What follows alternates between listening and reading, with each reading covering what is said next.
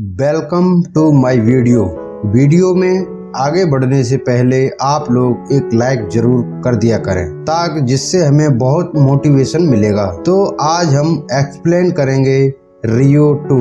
अगर आपने इसका पहला पार्ट नहीं देखा है तो आई बटन पर क्लिक करके देख सकते हैं। चलिए मूवी की शुरुआत में हमें ब्लू और जूल अपने दोस्तों के साथ एक पार्टी में डांस करते हुए दिखाई देते हैं। इसके बाद सीन बदलता है तो वे अपने 3 बच्चों के साथ जंगल में हैं। उनके बच्चे बहुत ही शरारती होते हैं, लेकिन जंगल में ब्लू एक घर बनाकर इंसानों जैसी जिंदगी जी रहा होता है, जिससे जूल को हमेशा चिंता रहती थी कि पहले ब्लू को उड़ना नहीं आता था ताकि उनके बच्चे भी एक नॉर्मल पैरट की तरह जिंदगी न गुजार पाएं। दूसरी तरफ एक कपल जिनमें से लड़की का नाम लिंडा और हस्बैंड का नाम टोलियो है, जो एक पक्षी को उसके घर तक छोड़ने आए होते हैं। तभी उनकी नाव एक झरने में जाकर गिर जाती है। वहीं उन्हें एक ब्लू पंख मिलता है जो उन्हीं ब्लू पैरट का होता है।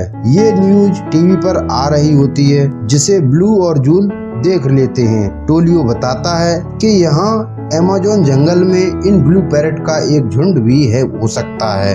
ये सुनकर जूल कहती है हमें अमेज़न में से उस झुंड की खोज करने जाना चाहिए ताकि हम अपनी प्रजाति को बढ़ा सकते हैं। तो ब्लू कहता है कि हमारे अभी छोटे छोटे बच्चे हैं और मैंने हाल ही में उड़ना सीखा है, तो हमें घर पर ही रुकना चाहिए। लेकिन बच्चे अमेज़न जाने के लिए बहुत उतावले होते हैं, तो वे बच्चे भी ब्लू को फोर्स करने लगते हैं। तो ब्लू एक जीपीएस डिवाइस लेकर आता है और अमेज़न जाने के लिए मान जाता है। दूसरी तरफ हम कुछ लकड़हारों को देखते हैं जो अमेज़न को धड़ाधड़ काट रहे हैं। तभी उन्हें पता चलता है कि लिंडा और टोलियो वहीं रिसर्च करने के लिए आए हैं। तो उनका बॉस कहता है कि इन्हें भगा दो, नहीं तो हम बहुत बुरे फंसेंगे। फिर हमें नाइजिल दिखाया जाता है जो अभी तक मरा नहीं है, लेकिन उसके पंख कटने के कारण वह उड़ नहीं पाता है। अब नाइजिल एक दुकान पर फ्यूचर दिखाने का काम किया करता है। उसका मालिक उसे बहुत परेशान करता है।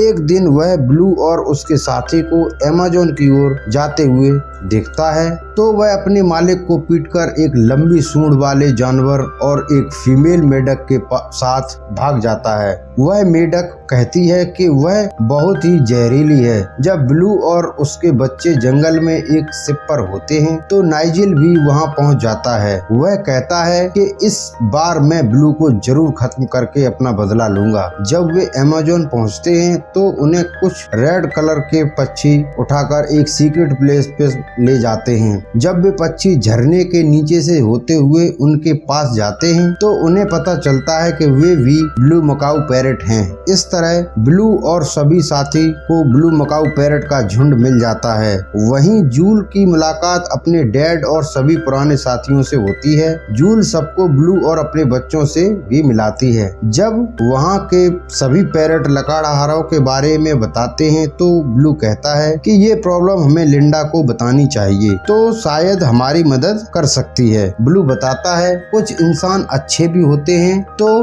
बाकी ब्लू पैरट कहते हैं कि हम इंसानों पर कतई ट्रस्ट नहीं कर सकते हैं। एक दिन जब लिंडा टोलियो पैरट को ढूंढ रहे होते हैं तो उन्हें कुछ लकड़हारे दिखाई देते हैं, लेकिन वे टोलियो और लिंडा को एक पेड़ से बांधकर चले जाते हैं। इधर ब्लू जंगल में रहने के तौर तरीके सीखने के लिए ट्रेनिंग पर जाता है। जब वह लौटकर आता है तो सब उसका मजाक उड़ाते हैं। अगली सुबह ब्लू जल्दी उठकर जूल के लिए अखरोट लेने के लिए चला जाता है। जब वह अखरोट तोड़ रहा होता है तो वह रेड पैरट की एरिया में होता है, जो बहुत ही खतरनाक और ब्लू मकाऊ पैरट को बिल्कुल पसंद नहीं करते हैं, और वह red parrot blue Macau parrot को चैलेंज देते हैं। तो ब्लू ये सब जूल के फादर को बताता है, तो जूल के फादर ब्लू पर बहुत गुस्सा होते हैं। ब्लू को लगता है कि ये एक लड़ाई का कंपटीशन है। जब वह फील्ड में जाता है तो पता चलता है कि ये तो एक फुटबॉल मैच है। जब दोनों का मैच चल रहा होता है तो ब्लू पैरट का एक खिलाड़ी घायल हो जाता है, तो उसकी बदले में ब्लू खेलता है, लेकिन अपना गोल करने की बजाय उसका गोल कर देता है और ब्लू पैरट की टीम हार जाती है। तो सभी दुखी हो जाते हैं। जब ब्लू घर लौट आता है तो वह जूल से माफी मांगता है और हमें यहाँ से चलना चाहिए ये कहकर जूल मना कर देती है। फिर ब्लू वहाँ से उड़कर लिंडा के अड्डे पर पहुँचता है। तभी वहाँ रॉबर्टो नाम का एक ब्लू मकाऊ आता है और ब्लू से कहता है कि मुझे पहले से ही शक था कि तुम इंसानों से मिले हुए हो। तभी वहाँ एक क्रेन रॉबर्टो पर हमला कर देते हैं तो ब्लू उसे बचा लेता है। ब्लू लिंडा को ढूंढने निकल जाता है। जब वह उन्हें बंधा देखता है तो ब्लू उन्हें खोल देता है। इधर रॉबर्टो सबको बताता है कि ब्लू गद्दार है तो सभी भागने लगते हैं। तो जूल उनसे कहती है कि ब्लू ऐसा नहीं है और वह भागेगी नहीं। तभी वहाँ ब्लू आ जाता है कि हम लिंडा की मदद से इन लकड़हारों को रोक सकते हैं। इधर लिंडा टोलियो सारी जेसीबी के सामने आकर उन्हें रोक देते हैं और कहते हैं कि यहाँ कोई और पेड़ नहीं कटेगा। तभी ब्लू मकाऊ की टीम इन पर अटैक कर देती है तो देखते ही देखते सभी लकड़हारे भागने लगते हैं। इधर रेड पैरेट की टीम भी आकर उनकी मदद करती है और सभी मिलकर उन लकड़हारों को भगा देते हैं। लेकिन उनका बॉस अभी भी सारे पेड़ों को बॉम्ब से उड़ा रहा होता है। तभी उसके सामने एक बड़ा एनाकोंडा आ जाता है। फिर भी कुछ बम बचे हुए होते हैं जिसे लेकर ब्लू ऊपर उड़ने लगता है। लेकिन नाइजेल अभी भी उसको मारने के लिए ब्लू का पीछा करता है। तो ब्लू नाइजेल से कहता है कि मेरा पीछा मत करो नहीं तो तुम भी मारे जाओगे। इसी दौरान बम ब्लास्ट हो जाता है लेकिन ये दोनों तब तक नीचे आकर लटके हुए होते हैं जो आपस में लड़ रहे हैं। तभी वहीं जहरीली फ्रॉग ब्लू को मारने के लिए जहर फेंकती है तो वो नाइजेल को लग जाता है। तभी ब्लू का एक बच्चा बताता है कि इस फ्रॉग में तो जहर होता ही नहीं। नाइजेल फिर से उठ खड़ा हो जाता है। इसके बाद हमें वही बॉस दिखाया जाता है जो